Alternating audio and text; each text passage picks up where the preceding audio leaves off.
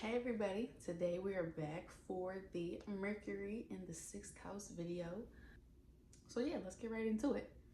And if you see me looking down, it's because I am looking at my notes. We have Mercury, which is communications of all kinds. So that is texting, emailing, talking, writing notes, writing letters, even a little post-it note is Mercury. Our mail, it is our literal voice, the literal tone, the literal sound, the pitch, the affect, stuff like that. It is our conscious mind. How do we figure out how to get from point A to point B? How do I solve for X? It is also the kind of topics that we are interested in or might like to read or talk about. So that's Mercury.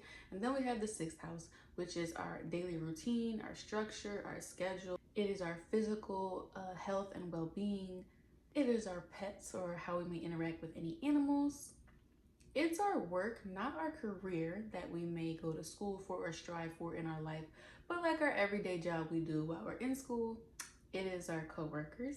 It is our errands that are on our everyday to-do list. In a sense, the 6th house is one big to-do list for our life. There we go, that lighting is a little better. So we have 3 super interesting celebrities. We have the one and only Barack Obama. We have Will Smith and we have Gordon Ramsay, and I'm going to get into them a little later in the video. So the first thing that we're going to talk about is the fact that as a Mercury in the 6th house, your efficiency is really unmatched. Finding an efficient way to do things is really a talent that a lot of people don't appreciate. The 6th house is not considered the most glamorous house. When we look at certain houses, sometimes like the 1st, the 7th, the 8th, the 5th, even the 10th, get like a lot more views than other houses depending on, what planet it is. It gets researched a lot more, just like people will be more interested in their Venus sign than their Mercury sign. So the 6th house, I think, gets a bit of a bad rap.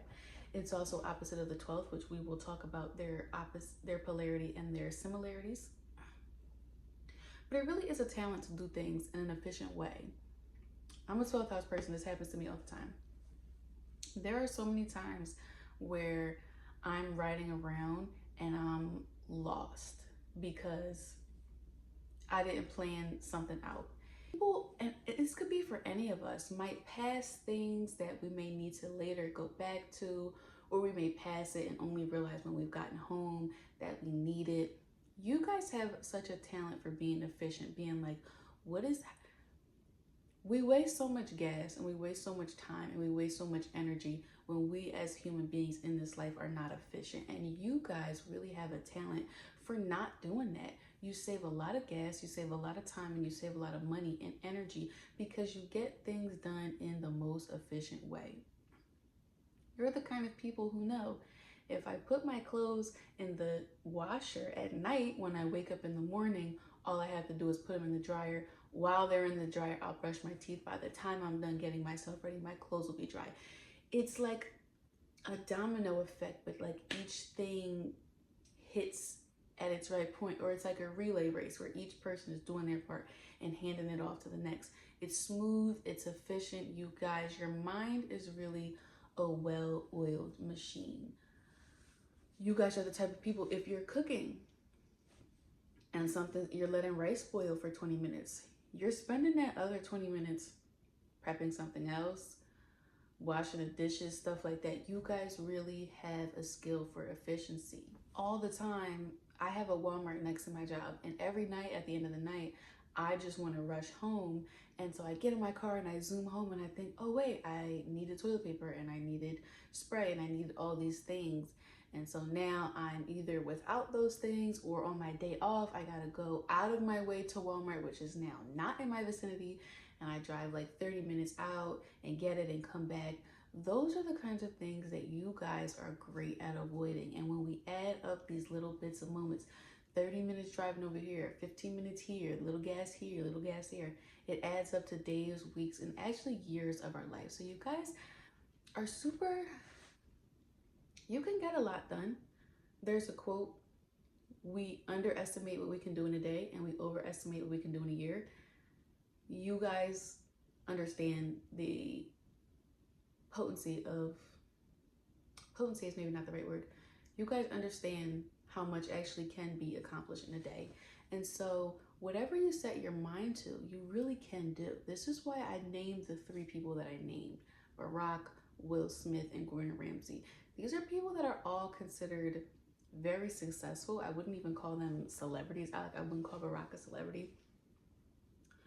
I don't think if we can imagine any of these three people as you know them, as I hope you know them, I don't think we imagine any of them sitting at home, wasting time, saying, oh, I'll do this tomorrow. I'll go for my acting gig tomorrow. I'll put up my recipe tomorrow. I'll run for the president's race next year. These are people that are really putting in work every day. And as we should know, the more that you build on something more consistently, it becomes more and more powerful. So you guys are very powerful. Whatever sign it's in is what you will try to gain traction in. And you guys are always, I don't want to say multitasking, but you're always getting things done. And it's kind of cool because you're always getting things done while you're getting other things done. Another example, let's just say you have like, imagine like a dad and he's supposed to do like a project around the house, like paint the room or, you know, fix that stair on the porch. A lot of us can procrastinate for years and suffer the consequences of maybe tripping over the stair or constantly getting in arguments with your wife because you're not painting the room. But you guys really, not only are you efficient in how you get things done, you have the actual energy. You want to get things done. There's nothing that a Mercury in the 6th house loves more than crossing things off their to-do list and getting to the next thing. So you're like buzzed up, like you had a coffee, you're painting the room, and then maybe while you're painting the room, you're listening to an audiobook for something that you wanted to do. And when you're done painting the room and you are cleaning up, you decide to mop because the room needed to be mopped anyway. Like, that's the kind of efficiency and tackling the tasks that you have to do that is really amazing. It's really an incredible power within you guys. And so I would challenge you guys, if you haven't already, to use this talent that you have to fuel you in a direction that you want to go. You have like the fire under your butt. You know when it's like January 1st and everybody is like all hyped up for what they're gonna do, and then like 3 weeks into it, like 80% of people stop. You guys got that fire under your butt, but all the time, and that's really a blessing.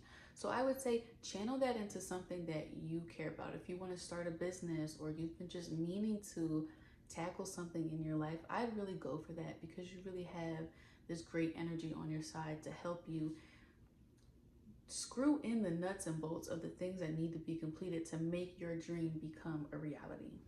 The next aspect of this placement is structure and like a daily routine. So having a schedule, some structure, and some routine to your day is really something that's going to help you guys feel okay. If you don't have that, you'll feel really imbalanced.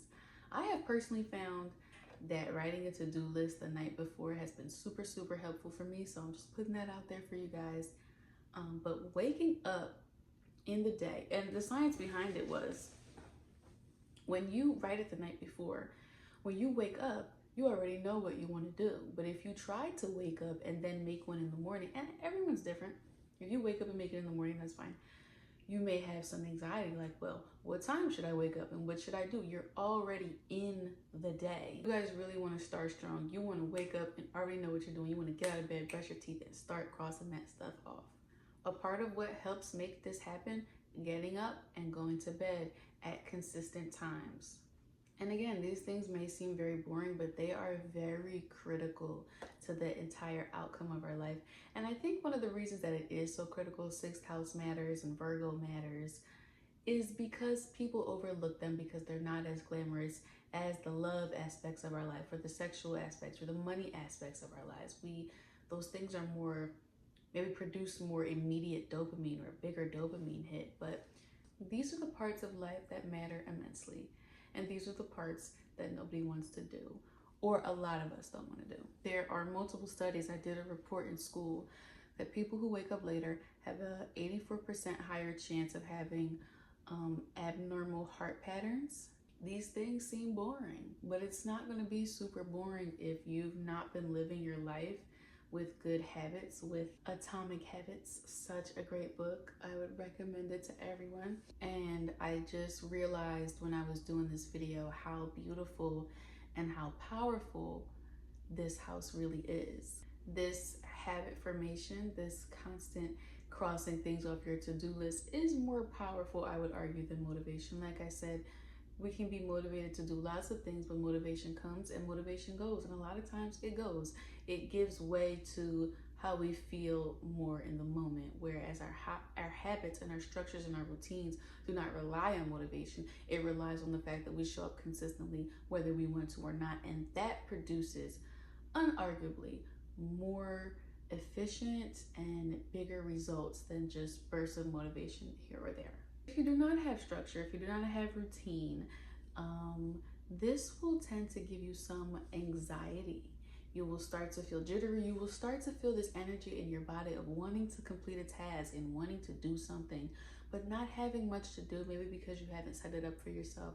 And you will start to get nervous, jittery, maybe even a bit irritable until you can find something to do with yourself.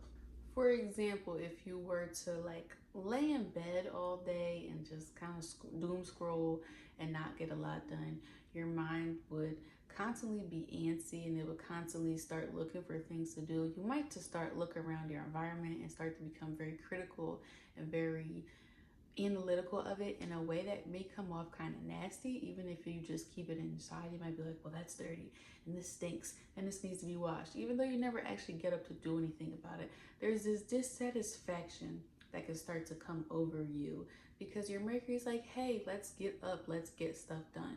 And if your body is not moving with that, then it can produce a negative mind state.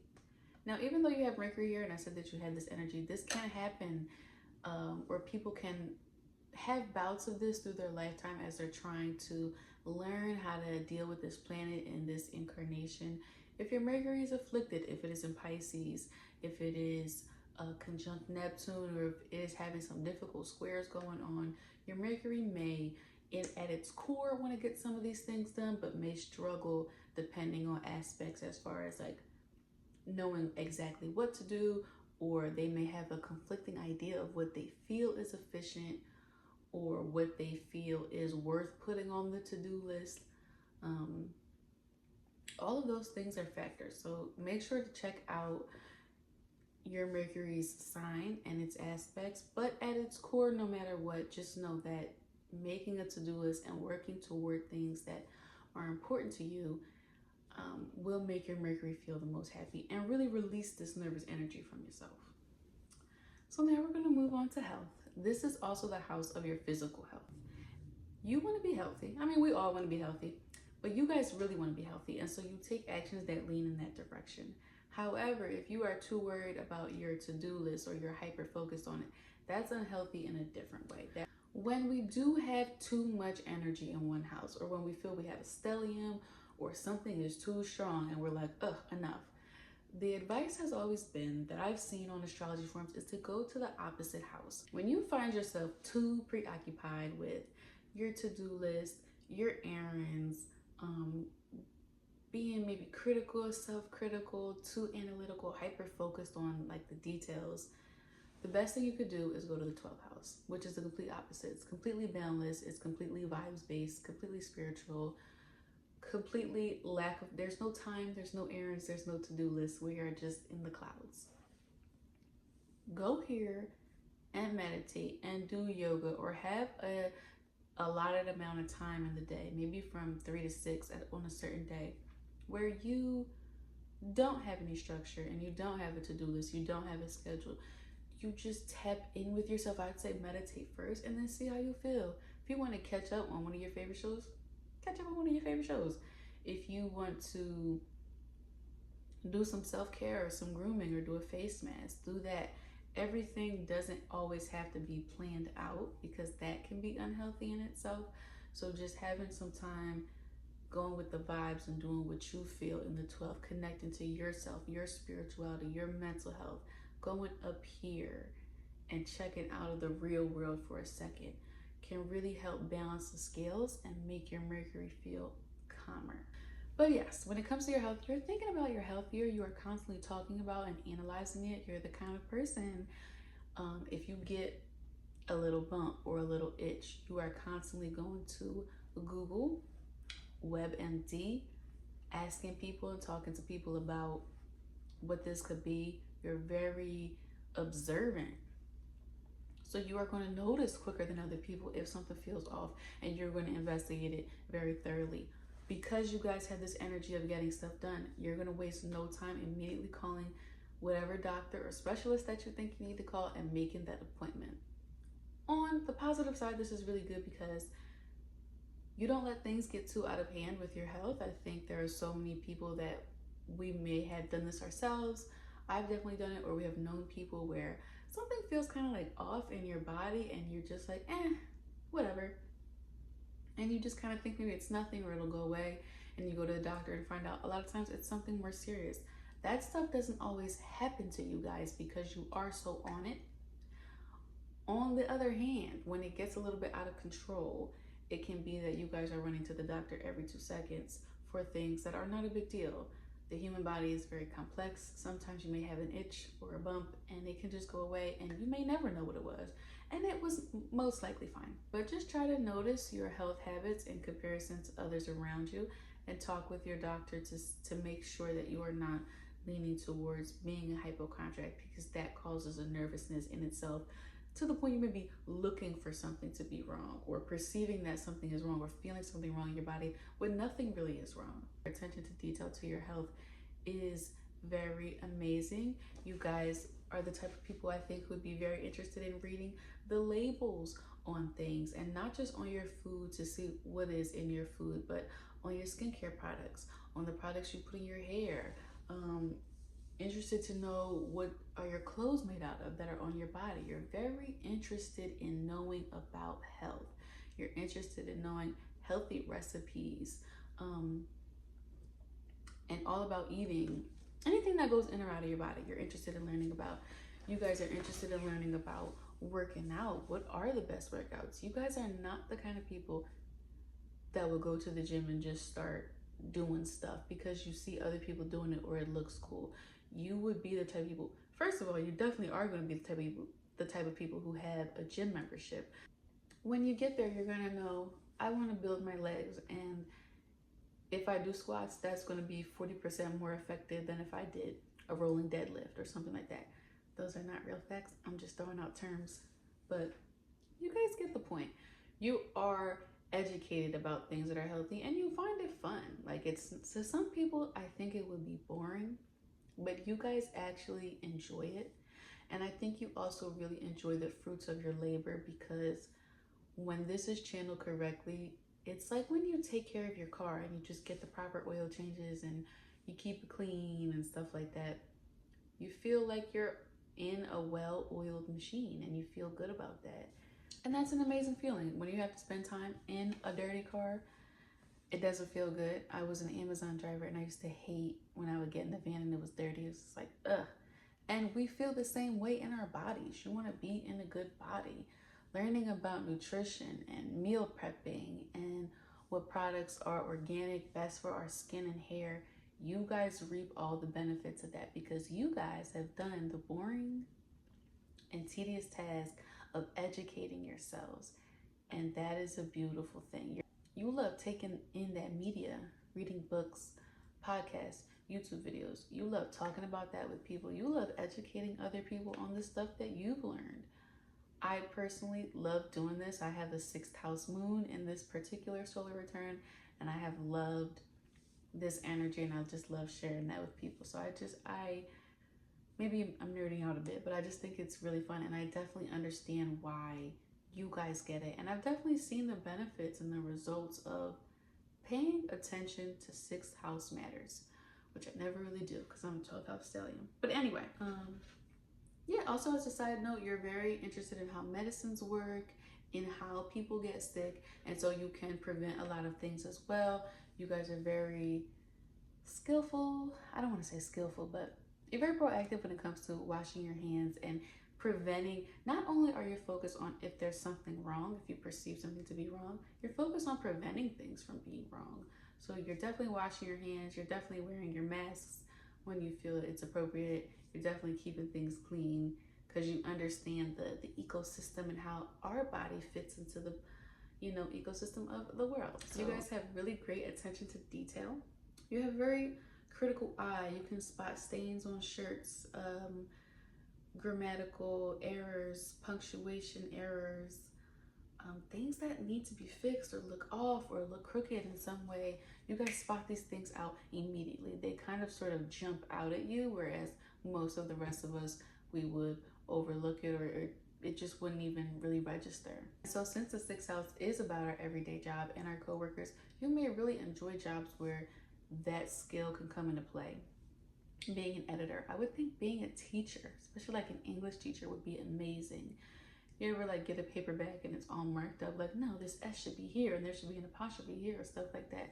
That is you guys. A lawyer as well, pointing out, no, Your Honor, actually it says right here in code 9-22 that this is supposed to happen, and that's why this paper doesn't count, and stuff like that that requires organization, compartmentalization, attention to detail is where you will really excel. And the benefit that you reap from such attention to detail is being in a work environment where things run very smoothly. Like that attention to detail is what makes a thing is what makes the experience, is why people pay more to go to certain places.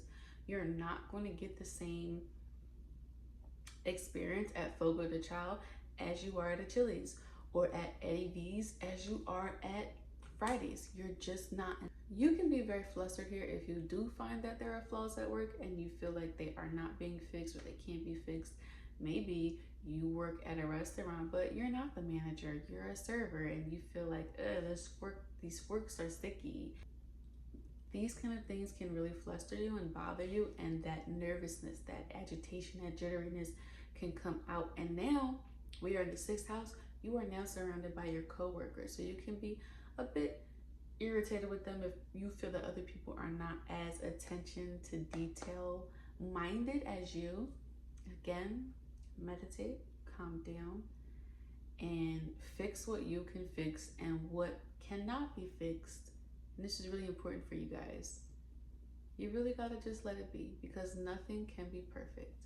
If you really are struggling with being overly critical or too much attention to detail, I would advise you guys to do some exposure therapy. Expose yourself to environments where there are flaws that you can fix, and then just don't fix them for a certain amount of time, be it an hour, a day, and really push yourself, and you'll find in exposure therapy it's not that bad, and you'll build that muscle for later down the road. And finally, cleaning. This is something that is super important to you guys. You guys are not your run-of-the-mill cleaners. You're not just gonna sweep and mop and call it a day. You care about the baseboards. You're cleaning the light fixtures and the corners and the cracks of the windowsill. You guys really like things to be spick and span. You guys aren't just gonna clean around things. You're pulling stuff out. You're moving furniture, and you're cleaning, sanitizing, disinfecting, and then you're putting it back. You guys do such a thorough job when it comes to cleaning. I think there is nobody that can really clean like a Virgo, or just a sixth house Mercury oriented person. I'm very interested in learning about cleaning, and I know that sounds kind of like, huh? But there's lots of different cleaning products that do different things. You are interested, like I said, learning about bacteria, stuff that goes on in out the body, the ecosystem. A lot of people think you spray something and you wipe it and it's clean. No, is the rag clean? Is it spraying bacteria? I was watching something the other day that said if you do not spray your spray cleaner within so many inches of itself, you're actually just spreading bacteria around. Stuff a lot of people don't know, but you do. Because this energy is so highly charged up, you may feel very uncomfortable in environments where you do not have control of cleaning. I would say getting on like a public bus, like public transportation, might be a nightmare. You might just be like, this, and did they wipe this pull down? And the seat looks like it has a stain on it, because it probably does. And it's probably something that you don't really want to know what it is, to be honest. Those environments may really give you anxiety, but again, realize that you're not going to die. People lived in caves and the swamps and everything else for thousands of years, and the human race is still here. So you're gonna be okay. But you feel the best, and I think other people really appreciate the environments that you have as well. Like if they came to your house or your room because you really take time, we can trust and know that you really do a good job in keeping it clean. And every human being, I think, likes that feeling. This is a service. The final topic that we're going to talk about is the service to others, which is a polarity and yet a similarity to the 12th house. The 12th house is about serving others for their emotions. The 6th house is about serving others in the practical day to day, being an actual server. I've seen so many Virgos in 6th house placements be a server. Oh, you need a plate, you need a fork. The actual practical, tangible things that you do for people to serve them, to help them. And that makes you feel good because, again, you're using your attention to detail. One person asked me for a fork and one person asked me for a lemonade. I'm not going to, and they're right next to each other. I'm not going to go get the fork and then go back, get the lemonade, bring back. I'm going to get it all at the same time and be efficient. You really do like serving others. You really like sharing your analytical ability with others. Helping people with practical matters, helping people see the things that they may have overlooked or missed, and also pointing out how they got there. That's why a teacher would be great if you say, hey, show your work, and when you crossed out the 2, you were supposed to put a 1, but you actually put a 3. Helping people see the details is something that makes you feel really good. You feel like you're sharing this gift because you are. This reminds us, I think, that the intricate processes of everyday life actually are very mundane, and I think only in mastering the mundane do we get to the more exciting or glitz and glam part. And I think you guys are actually impressive because it's amazing how many things you know about everyday life that many of us don't. My final notes on this placement, got 4 takeaway thoughts. Number 1, we must also serve ourselves and not just others. Number 2, nothing and no one is perfect, so don't try to be. Number 3, don't hold others to an unreasonable standard. And number 4, the final takeaway thought. Be proud of yourself for all the detail you take in and allow yourself to rest at the end of it all. So you guys, that was it. That was the 6th house Mercury placement. I really enjoyed doing this one. It was straightforward, but again, a lot of detail, lots of different aspects of it. Please tell me what you guys think in the comments, how you like this video, your experiences, and I'll see you in the next one for Mercury in the 5th.